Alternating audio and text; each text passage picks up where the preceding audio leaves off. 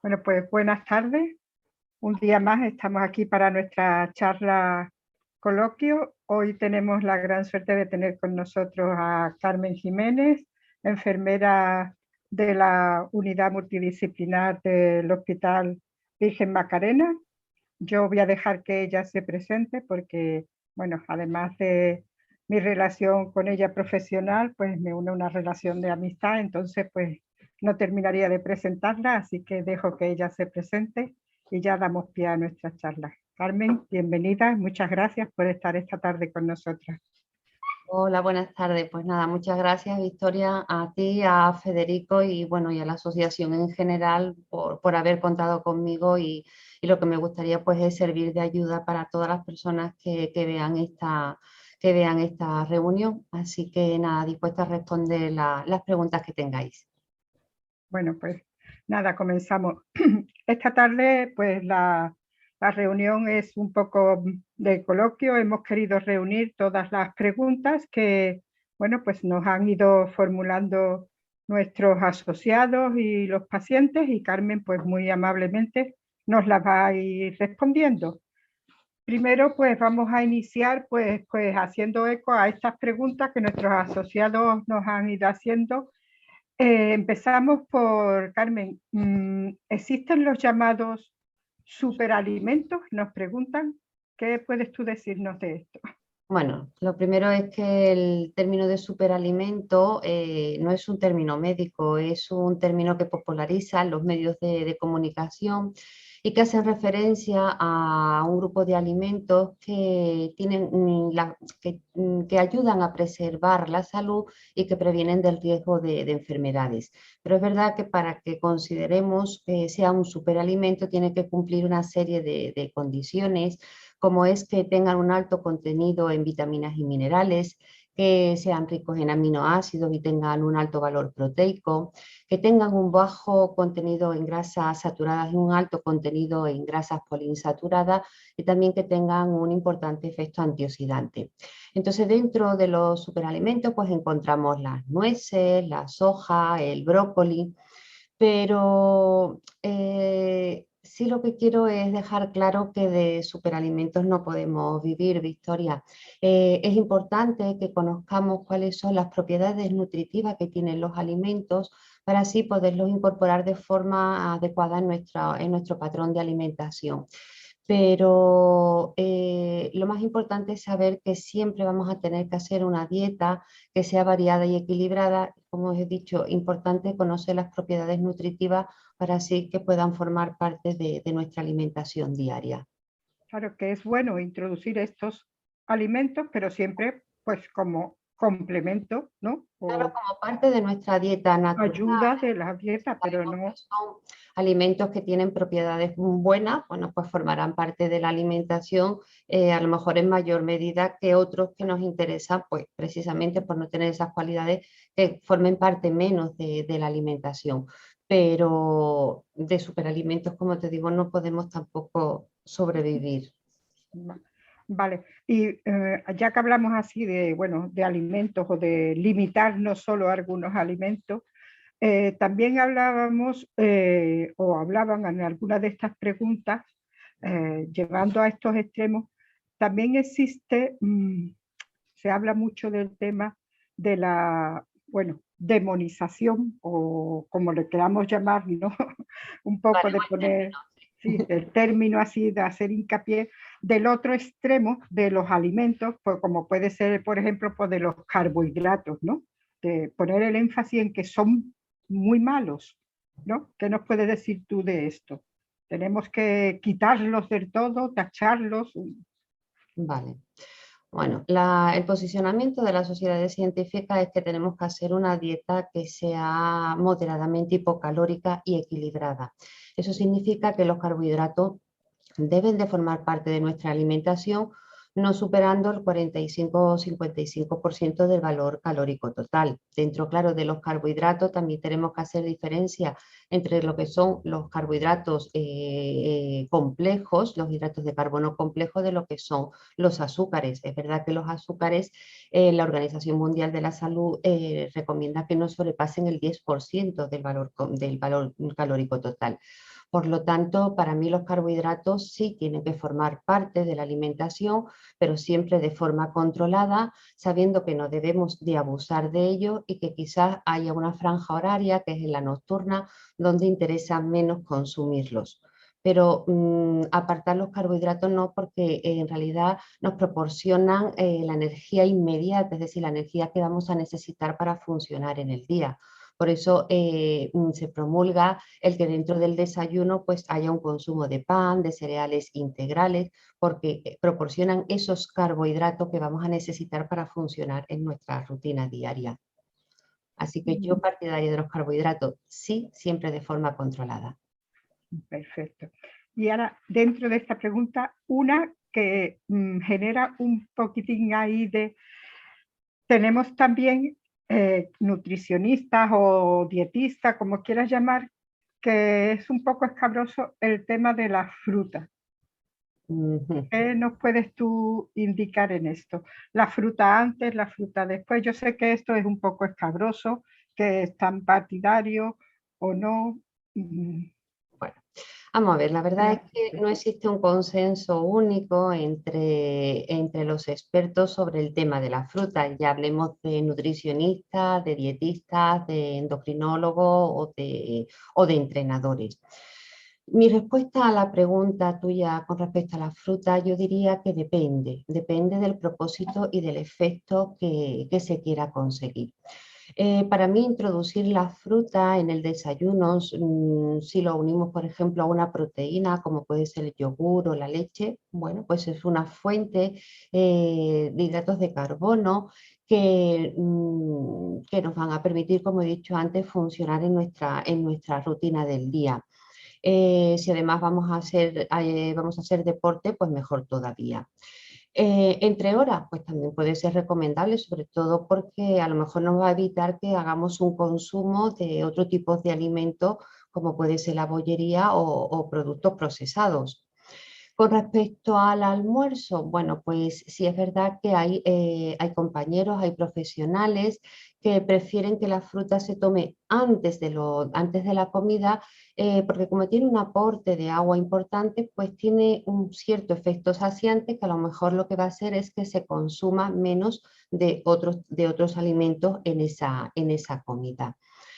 Sí es verdad que hay una mayor generalidad en no recomendar la fruta por la noche, en la última parte del día, porque la fruta contiene fructosa. La fructosa cuando se metaboliza pues nos da glucosa y la glucosa que no se utiliza se deposita en forma de grasa.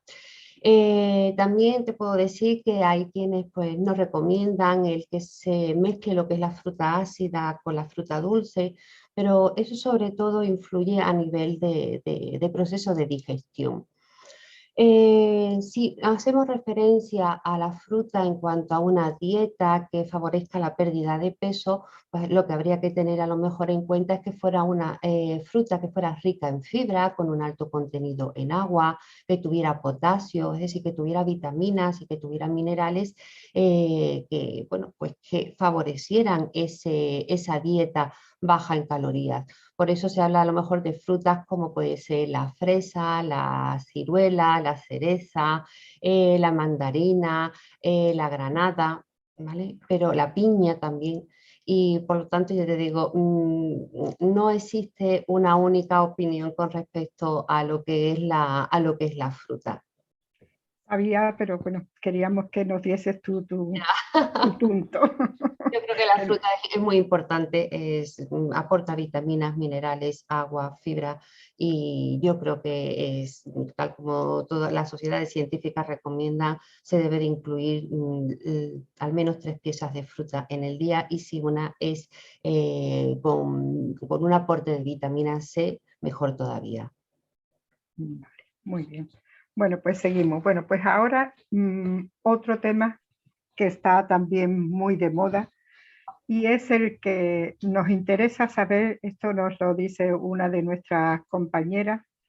Ella hablamos del ayuno intermitente, que está ahora muy de moda, pero claro, aquí hacemos una doble, yo creo que tenemos que hacer una doble vertiente, porque El ayuno intermitente nos pregunta que si es bueno hacerlo o no. Pero claro, nosotros aquí creo que tenemos que hacer una, una diferenciación, porque si hablamos desde pacientes que están operados, ya nos limitamos a la capacidad que tenemos y a la limitación de las comidas que tenemos que hacer. Claro. Entonces, a ver tú, ¿qué nos puedes decir de esto? Uf, el tema del ayuno intermitente. Bueno, la verdad es que no existe, lo primero, como ayuno intermitente como tal, vamos a dejar la cirugía bariátrica aparte y la tratamos en un segundo tiempo. No existen estudios publicados suficientes como para llegar a una conclusión segura sobre los beneficios que tiene el ayuno intermitente. Lo primero es que el ayuno intermitente no es una dieta. La dieta lo que promulga es una ingesta habitual de alimentos y de líquidos, y mientras que el ayuno intermitente es un método que lo que hace es que restringe el horario, pero en realidad no las calorías que debemos de consumir. Dentro del ayuno intermitente, los que más se suelen realizar es el de 16-8, donde el horario más habitual de ingesta de alimentos se realiza entre las 10 de la mañana y las 6 de la tarde, y el de 5-2, donde sería 2 días de ayuno en la semana, donde hay una restricción calórica hasta del 75%. ¿De acuerdo? Eso cuanto a lo que es el ayuno. Es verdad que se han hecho estudios y hay revisiones sistemáticas que relacionan el ayuno intermitente con una pérdida de peso, pero en pequeña cuantía, ¿vale?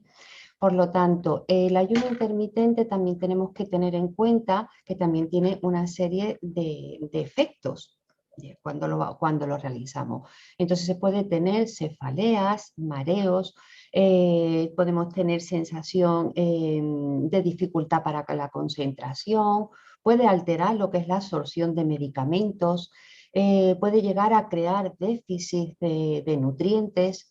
Incluso en personas que sean más susceptibles se puede llegar a generar trastorno en la conducta alimentaria, y para mí lo que es fundamental, quizás como persona que trabaja en el campo de la nutrición, es que no fomenta hábitos saludables, que en realidad es lo que al final yo creo que todos los que nos dedicamos a este campo pues tenemos claro que es lo que funciona a largo plazo, ¿vale? Por lo tanto, el ayuno intermitente, aquella persona que decida hacerlo, lo que siempre tiene que tener muy presente es que tiene que ser bajo un estricto control médico. Y que es cierto que hoy día a lo mejor se plantea como una opción para ciertas patologías, pero insisto, nunca por nuestra cuenta, sino siempre bajo un estricto control de profesionales sanitarios que te sepan guiar y conducir en este tema. En segunda parte, que es lo que tú me preguntabas con respecto a la cirugía bariátrica, yo nunca lo voy a aconsejar. La cirugía bariátrica por sí misma ya hace una restricción calórica muy importante, restringe los volúmenes de ingesta, por lo tanto, para mí es fundamental para no llegar a crear deficiencias vitamínicas y otro tipo de problemas el que se realicen todas las tomas. Si una persona se reeduca en los hábitos, ya te ha hecho una pérdida de peso con la cirugía, por lo tanto, la mejor opción no es hacer un ayuno intermitente, ¿vale? Si hay una persona, bueno, pues que gana 2 kilos y se los quiere quitar, pues siempre es mejor hacer una restricción, hacer una dieta estricta, no restringir cantidades, sino hacer una dieta estricta, evitando cualquier tipo de alimento hipercalórico y, como yo siempre digo, acompañado siempre de una práctica regular de ejercicio físico, ¿vale? Así que cirugía bariátrica y ayuno intermitente para mí no es la opción adecuada. Incompatible. Para Total. mí no es la opción adecuada. Vale, perfecto. Bueno, pues seguimos. Ahora vamos a hablar ya nos vamos a los pacientes recién operados. Hemos estado hablando un poco en general y ahora vamos a hablar de los recién operados o no, o que lleven más tiempo operado, ¿no? Pero que estas son preguntas que siempre pues saltan a colación, ¿no? Cada vez que hablamos. Pero sobre todo los que tenemos ahora que están operados nos preguntan, ¿podré volver a comer de todo? Esta es una pregunta que nos dicen, ¿podré volver a comer de todo? ¿Los alimentos que antes me sentaban bien, ahora me seguirán sentando bien o no me sentarán bien? ¿Las bebidas? ¿Qué nos puedes decir de esto?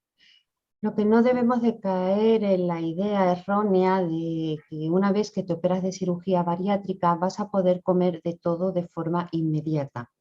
Los protocolos dietéticos después de una cirugía bariátrica recomiendan empezar siempre por una fase de dieta líquida, luego se progresará a una dieta triturada, se irán introduciendo los alimentos sólidos poco a poco y hasta los 3 o 4 meses no se recomienda que se haga una dieta normal y que sea saludable, es decir, una dieta variada y equilibrada. Por lo tanto, pasado ese tiempo, no tiene por qué existir intolerancia a los alimentos, aunque sí es verdad que hay personas que crean una mayor sensibilidad a algún tipo de alimento, pero sabiendo siempre que la tolerancia va a ir mejorando con el tiempo. Por lo tanto, intolerancia después de una cirugía bariátrica, no. Con respecto a los líquidos, pues pasa igual. Quizás donde mayor problema encontramos y eso yo lo he comentado muchas veces cuando nos hemos reunido diferentes profesionales, es el agua. El agua quizás es lo que más trabajo cuesta. Entonces, normalmente lo que hacemos es que se recomienda que utilizar aguas de sabores o en su defecto sencillamente echar unas gotitas de limón al agua para que rompa la neutralidad y parece que de esa manera se toleran mejor. Pero la cirugía bariátrica no conlleva el que haya intolerancia a los alimentos. Insisto, y se lo digo siempre a los pacientes con paciencia, que la tolerancia va a ir mejorando con el tiempo. Nos preguntan dentro de esto, manera de cocinar los alimentos. ¿Hay que cambiar la manera de cocinar los alimentos? Eso depende, Victoria, de las costumbres previas que tenga la persona. Las técnicas culinarias que más se recomiendan pues, son la cocina al vapor, microondas, el horno, la plancha, los guisos. Es verdad que a todos nos gusta una buena tortilla de patata o un pescado frito, pero no es lo que debemos de tomar en la rutina de nuestra semana. Pero no solo porque engorde más, sino porque realmente no es la forma más sana.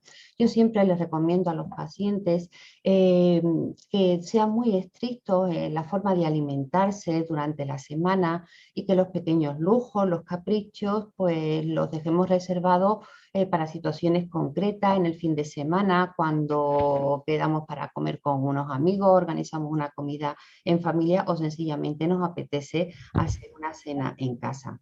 ¿Mm? O sea que, ya te digo, depende un poquito de las costumbres previas. Y ahora nos preguntan también dentro de esta, es, aunque lleven ya tiempo operada, ¿siempre es conveniente comer como, vamos, no tan estricto a lo mejor, pero siempre es conveniente comer pocas, poco y muchas veces, mantener ese hábito? O Inicialmente, se puede, perdona, o se puede con el tiempo volver, aunque sea poca cantidad, evidentemente, pero ya permitirte, bueno, pues la normalidad de las 4 veces o las normal, como una persona normal. vale, si te entiendo lo que me quieres preguntar. Inicialmente, sí. Hay que hacer muchas comidas y pocas veces. Las técnicas quirúrgicas, ya sean restrictivas o bien sean malabsortivas, conllevan una reducción de la capacidad gástrica, por lo tanto los volúmenes de ingesta van a ser pequeños al principio. De hecho, cuando se empieza con la fase líquida, pues lo que se recomienda es como máximo unos 100 mililitros. Cuando se va progresando con los meses, tanto por la dilatación fisiológica que tiene el estómago como por el aprendizaje que hace el paciente a la hora de alimentarse, los volúmenes de ingesta van aumentando y cuando se alcanza aproximadamente los 150 o 200 mililitros, pues es cuando se le va indicando al paciente que puede ir reduciendo el número de tomas, es decir, que si inicialmente recomendamos entre 7 u 8 tomas, Cuando se alcanza la capacidad que os comento, que son 150 o 200 mililitros, pues lo que se recomienda son realizar las 5 comidas en el día que hacemos todos. Otra cosa es que, sobre todo a lo mejor en las técnicas malasortivas, pues sí que se recomienda que se haga una recena. ¿En qué consiste? Bueno, pues que antes de acostarte, pues tomes pues bien un poquito de yogur, un poco de leche, que tomes alguna pequeña toma de cara al ayuno que vamos a hacer nocturno. Pero cuando se alcanza el volumen de ingesta establecido, el número de tomas que se recomienda es el mismo que deberíamos de hacer todas las personas, que son las 5 comidas en el día. Vale. Bueno, pues ahora pasamos a otra que creo que va a dar un poquito que hablar, de las que a mí me gustan. También preocupa bastante entre nuestros asociados. Comentan que cuando te operas, parece ser que hay pacientes que empiezan a sentirse cansados muy rápidos. Y algunos de ellos nos dicen que, bueno, que sospechan que es por lo rápido que se empieza a perder el peso, ¿no? Pero algunos nos dicen que este cansancio notan que les ha acompañado durante mucho tiempo. Algunas comentan que lo mantienen. Entonces nos dicen que cómo pueden evitarlo o que si es debido a, bueno, pues a la falta, algunas lo achacan a que nunca les han aconsejado tomar complejos vitamínicos, porque sabes que no todas vienen de los mismos sitios, no se han operado. Unas nos comentan que nunca les han mandado tomar complejos vitamínicos y otras nos preguntan que si estos complejos vitamínicos los deben de tomar para siempre. A ver, ¿qué nos puedes tú? Bueno, vamos a ver, después de una cirugía, de cualquier tipo de cirugía, existe un cansancio, una debilidad, una fatiga muscular que es inherente en el postoperatorio debido al estrés quirúrgico. En la cirugía bariátrica podemos decir que aún más por el hecho de que se restringe los volúmenes de ingesta. Pero sí es verdad que cuando la persona va alcanzando una dieta, si hace una dieta, como digo, una dieta variada, equilibrada, con eso que insistimos, que repetimos tantas veces los profesionales, lo que queremos decir es que se debe de hacer una alimentación adecuada, donde exista, como he dicho antes, todos los grupos de nutrientes. Ese cansancio debe de ir desapareciendo. Es verdad que hoy día se recomienda o se incluye lo que son los complejos multivitamínicos desde el principio, desde el segundo o cuarto día de la cirugía.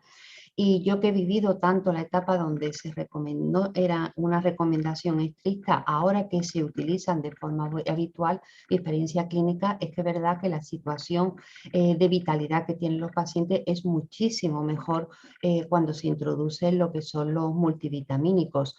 De hecho, incluso ya en el preoperatorio, cuando se ve que existe deficiencia C, de hierro, de vitamina D, de calcio, de vitamina B12, pues se introducen los multivitamínicos, que también los hay incluso específicos para el preoperatorio antes de llegar a la intervención.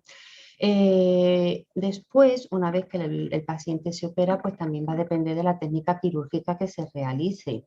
En las técnicas restrictivas, la técnica restrictiva no conlleva el que el paciente tenga que estar tomando multivitamínicos de por vida.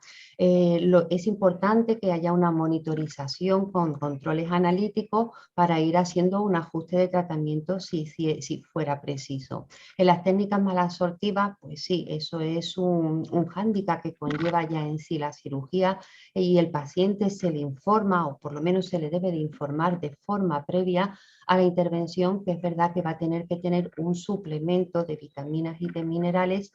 La palabra a lo mejor siempre en medicina no existe, pero sí, lo conlleva en las técnicas malasortivas. Pero cuando existe, insisto, una buena alimentación Y hoy día con los suplementos vitamínicos, por lo menos durante un periodo prolongado de tiempo, el paciente se encuentra muy vital y se encuentra con energía suficiente para funcionar el día. De hecho, para mí es una de las preguntas clave cuando el paciente entra por la consulta. ¿Cómo te encuentras? Si a mí el paciente me dice que se encuentra bien, que tiene energía para sus actividades diarias, tú ya sabes que esa cirugía está marchando por buen camino. Bueno, pues seguimos, ¿no? Bueno, pues ahora nos dicen, nos comentan que, bueno, muchas dicen que cuando se han operado, cuando les han informado o hablando entre ellas, eh, pensaban que nunca volverían a coger peso una vez operada y que verdaderamente, bueno, pues operaban para esto, pero que con el paso del tiempo, en algunos casos se ha ido dando una reganancia de peso. En algunas ha sido menor, pero en otras se ha dado una reganancia de peso considerable. Algunas nos plantean sus miedos porque no saben qué pueden hacer ante esto. Nos plantean dos casos, no sé si te los voy a comentar, los dos casos que aquí nos cuestionaban. Nos cuestionaban porque ante esto unas se obsesionan con la idea de, bueno, pues de dietas extremas, de hacer solamente dietas, de contar extremadamente calorías, de dietas de las que hemos mencionado antes, ¿no? De que irse al extremo de comer solamente verduras o estar solamente a líquidos o estas dietas del ayuno, ¿no? De irse al extremo para intentar quitarse estos kilos que las llevan a obsesionarse porque ven que cada vez van cogiendo más. O dietas drásticas de la alimentación, es decir, pues eso, como tenemos algunos casos de gente pues que se han ido a trastornos de la conducta de la alimentación, de estar sin comer durante mucho tiempo, luego pegarse atracones y tenemos gente en la asociación que está pues con trastornos de la conducta después de una cirugía. Entonces nos preguntan qué piensas tú o qué nos puedes orientar de todo esto. A ver, sé que es un tema un poquito escabroso, pero bueno, lo tenemos aquí. Bueno, vamos a ver.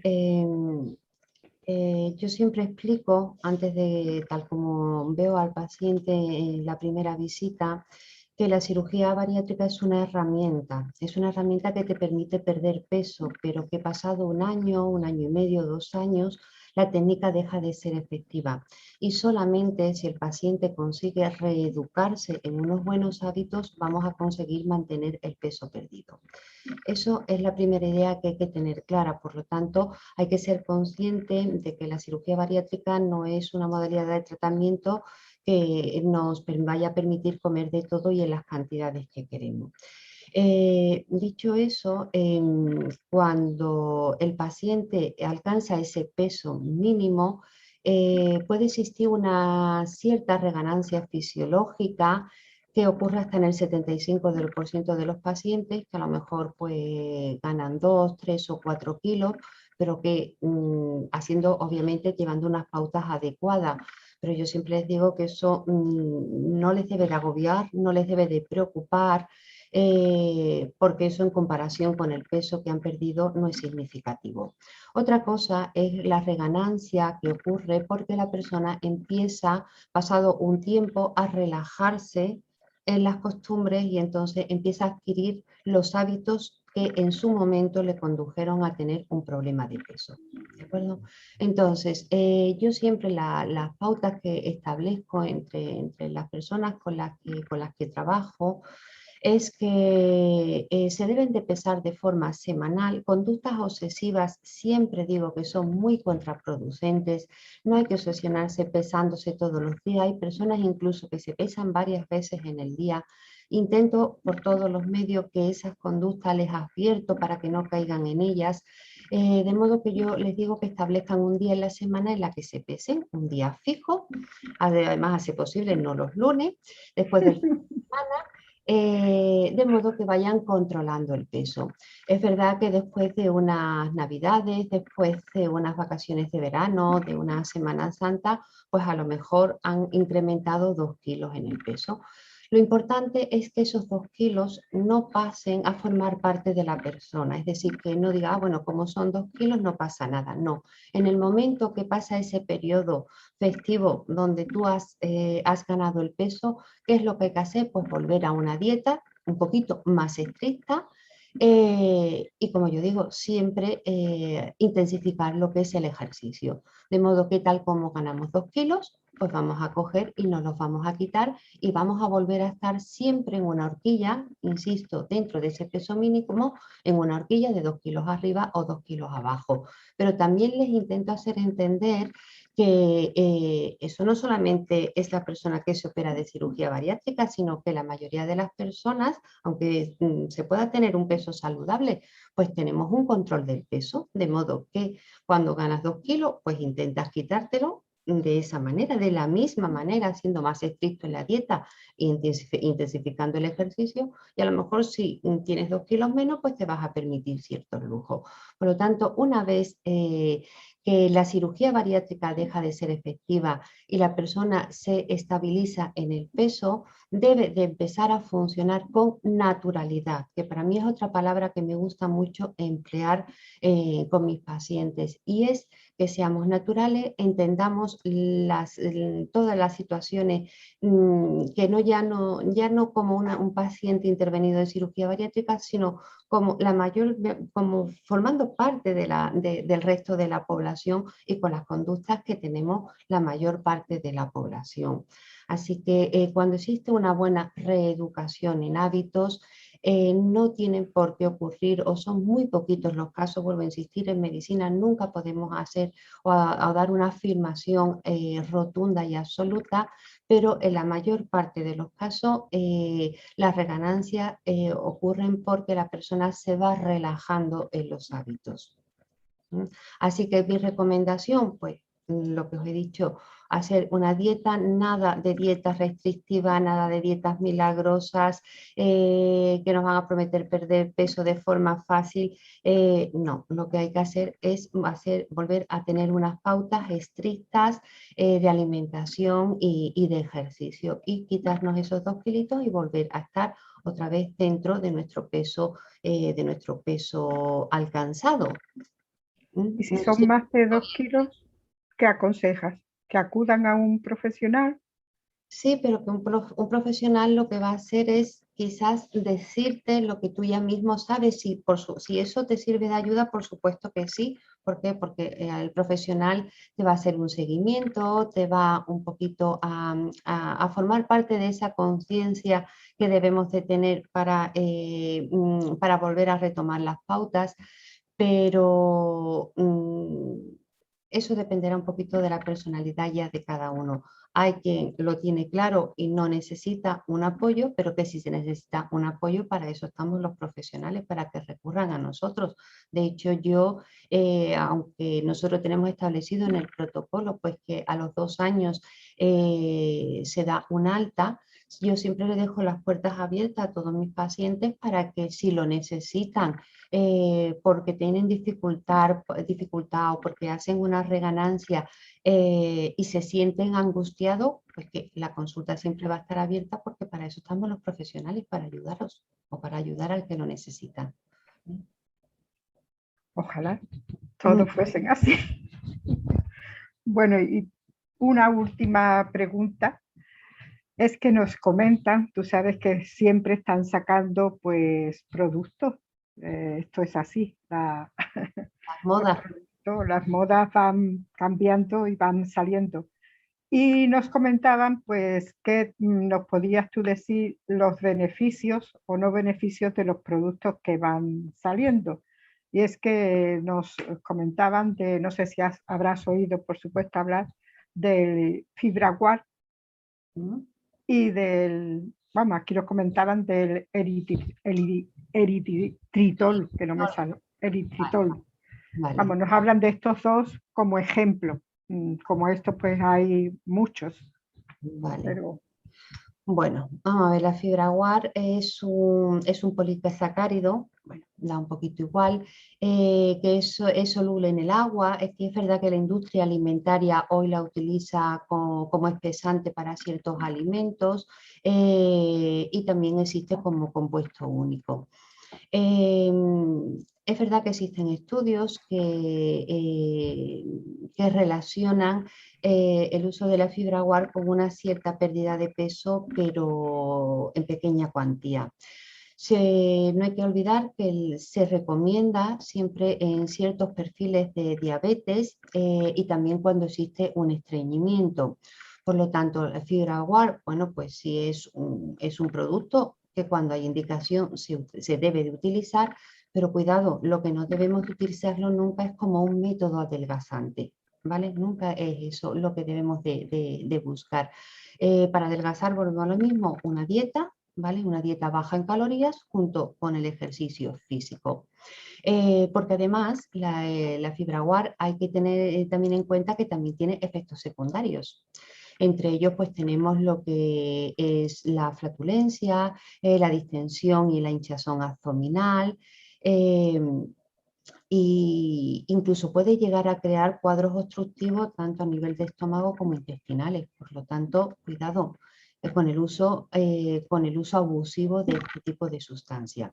En cuanto al eritritol, que es un edulcorante natural que procede de la fermentación de los azúcares, es verdad que tiene la cualidad que tiene de absorberse de forma más lenta. Por eso se indica también en los diabéticos, y bueno, es una buena forma de endulzar porque tiene un aporte calórico mínimo. Pero de la misma manera también tiene una serie de efectos secundarios, y contando que son productos fermentados, no se pueden metabolizar a nivel del estómago por las enzimas digestivas que hay, y se tienen que degradar a nivel intestinal. Por lo tanto, cuando existen enfermedades intestinales, como puede ser una enfermedad de Crohn o un intestino irritable, hay que tener cuidado y no hacer un uso abusivo de este tipo de sustancia. Con esto lo que te quiero decir, Victoria, y volvemos a lo mismo, es que salen muchos productos que se ponen de moda, pero que realmente lo importante es que la persona se conciencie de que perder peso supone sacrificio y renuncia. No podemos estar buscando que el milagro para adelgazar, que ese milagro provenga del exterior, sino que lo que tenemos que concienciarnos, y de hecho, insisto, el posicionamiento de las sociedades científicas es que el tratamiento dietético de la obesidad son las dietas moderadamente hipocalóricas, y que junto con una dieta baja en calorías, lo que es muy importante es hacer un plan estructurado de ejercicio, de modo que realicemos ejercicio físico de forma regular al menos 5 días en semana. Creo, no sé si con esto te dejo un poquito claro cuál es mi idea o mi opinión con respecto a todos estos productos nuevos que van saliendo y que creemos que va a ser el milagro por nosotros. Y el milagro lo tenemos que hacer El nosotros. milagro no está fuera.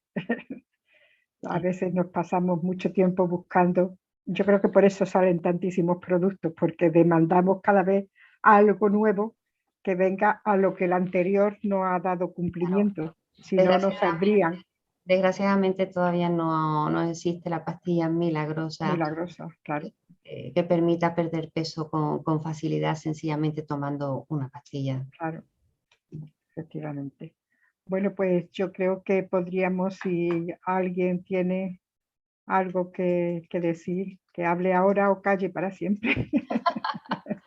Pues eso, yo estoy abierta cuando lo necesitéis. Yo quisiera hacer una consulta, si puede ser. Sí, Claro, claro. Elena. Bueno, gracias. Bueno, ante todo, muchísimas gracias, Victoria, y también gracias a ti Carmen, mira, una pregunta. Estoy ahora con dieta FODMAP, es una dieta para el tema del SIBO, para el tema de mis intolerancias alimentarias, y me han dicho que tengo que tomar soja principalmente. El problema es que con mi Hashimoto, la soja, el endocrino dice que no. Entonces, no, por un lado, me encuentro a los digestivos que me dicen soja y al nutricionista que me dice soja y el endocrino que no, y yo no sé muy bien qué hacer. Pues obviamente, Elena, ¿qué te voy a decir yo? Que no te digan ellos. Es que es muy complejo, yo no te puedo dar la solución cuando por un lado te está hablando un endocrino que no te lo aconseja y tienes un digestólogo que te está diciendo que sí. La verdad es que entiendo te cree la duda o esa sensación de no saber por dónde tirar, pero obviamente la respuesta la tienen ellos. Siento no poderte dar respuesta a esa pregunta, ¿sabes? Pero No te preocupes. Bueno, a lo mejor me puedes dar respuesta a esta. Yo ahora tengo un problema que estoy casi en reposo por una fascia plantar que no puedo casi caminar. Llevo así desde septiembre y claro, aunque restrinja la dieta, yo tengo una tubulación gástrica.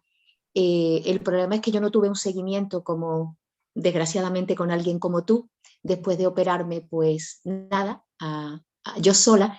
Pero mi problema es que, claro, estoy cogiendo peso y si esos 2 ya se han convertido en 7 y 8 kilos, como decía Victoria, son más de 2. Y yo no puedo hacer ejercicio físico, hago tablas sentada, acostada, pero claro, es un poco complicado. Entonces, ¿cómo unes eso si la restricción calórica no hace que pierdas peso? claro, No entrar en momento angustia. ya. Claro, vamos a ver, el tema de la alimentación física, bueno, pues es uno de los problemas que desgraciadamente tenemos muchas veces, en tu caso ahora mismo por la fascitis plantar que tienes, como por muchos otros problemas articulares. Si tenemos 2 pilares, yo siempre digo, tenemos 2 pilares con los que jugamos, por un lado con la dieta y por otro lado con el ejercicio. Si tú ahora mismo no puedes potenciar el ejercicio, lo que hay que hacer obviamente es ser más restrictivo en lo que es la alimentación.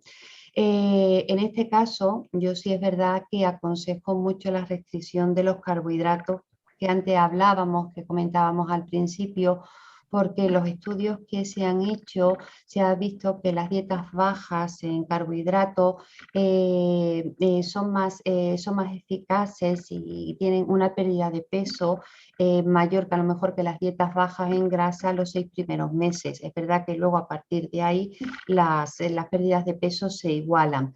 Por lo tanto, yo por un lado restringiría mucho lo que son los carbohidratos y dentro de no poder realizar ejercicio físico, como tú dices, a lo mejor de irte a andar, intentaría buscar recursos, pues hasta hacer pedales con los brazos, tablas de ejercicio, bueno, incluso vídeos de baile, aunque no puedas mover mucho lo que son las piernas, pero estás proporcionando una movilidad al cuerpo y todo aquel ejercicio que hagas siempre te va a ayudar a quemar la grasa y por otro lado a evitar que puedas seguir ganando peso.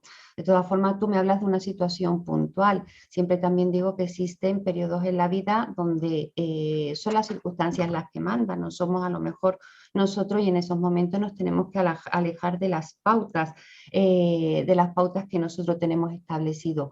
Pero lo que sí es muy importante es que una vez que tú termines con ese tiempo, con ese periodo de crisis, vuelvas a retomar tus hábitos, ¿vale? Para que de esa manera, poquito a poco, no de hoy a mañana, pero poquito a poco vayas quitándote ese peso que tienes de más. Insisto, para mí la concienciación de la persona y cuando lo tiene muy claro en idea, no va a existir problema, porque lo demás va a suponer esfuerzo y sacrificio durante un tiempo determinado hasta llegar a alcanzar tu objetivo.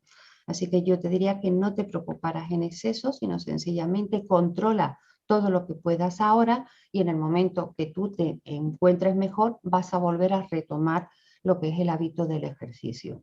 No sé si... Carmen, ya por último, ¿la avena sin gluten se considera un carbohidrato pero de absorción lenta, ¿no? ¿O debería dejarlo? No, sí, vamos a ver. Los carbohidratos no es que los tengas que suprimir completamente, pero lo que sí tienes que hacer es restringirlo y sobre todo busca horarios donde si tú dices, bueno, pues voy a hacer mi poquito de ejercicio, bueno, pues lo tomas de forma previa, no tomes el carbohidrato si a lo mejor, ¿qué te digo yo? En la hora del almuerzo si vas a estar toda la tarde sentada, si puedes introducirlo en el desayuno, pues lo introduces en el desayuno que vas a tener todo el día y más si vas a hacer eso, tu poquito de ejercicio, pues vas a tener todo el día para irlo gastando, ¿vale? Para que no... Claro, es que como esta dieta la FODMAP es patata, arroz, avena, batata, digo, Dios mío, qué horror, ¿no? Claro, lo que pasa es que cuando ya entramos en problemas de intolerancia, cuando ya entramos en problemas específicos, cuidado, ya ahí nos apartamos de todo lo que son unas recomendaciones generales. Ahí sí que es muy importante el seguimiento por parte de un endocrinólogo, ¿vale? Porque te va a seguir, por un lado, bueno, te puede hacer unas indicaciones dietéticas, pero por otro lado lo que te va a hacer es un seguimiento médico de la situación que tengas. Muchísimas gracias. Nada, encantada.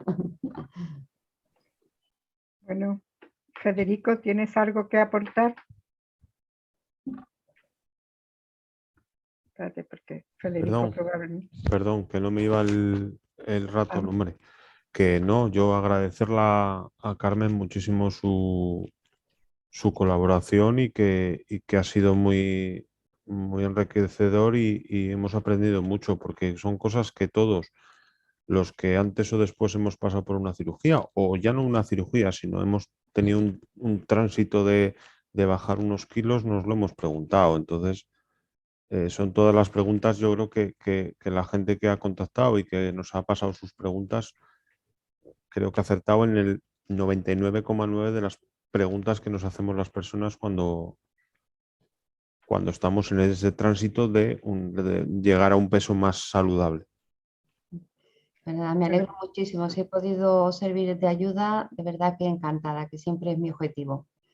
Por supuesto que sí, que nos ha ayudado muchísimo. Además, esto se quedará colgado y para que todos puedan verlo y bueno, pues a que aclaren sus dudas y pueda enriquecer a muchas personas. Bueno, Carmen, pues nada, encantadísimos de tenerte con nosotros, de que nos hayas atendido tan amablemente y nada, seguimos contando contigo. Ya sabes que no te vamos a soltar. Nada, Victoria, muchísimas gracias a ti, que como tú has dicho, además de la relación profesional que tenemos, eres una gran amiga. Sé que estás ahí siempre para todo y a ti, Federico, porque lo facilita siempre mucho y nada, a toda la asociación por contar conmigo. Muchas gracias.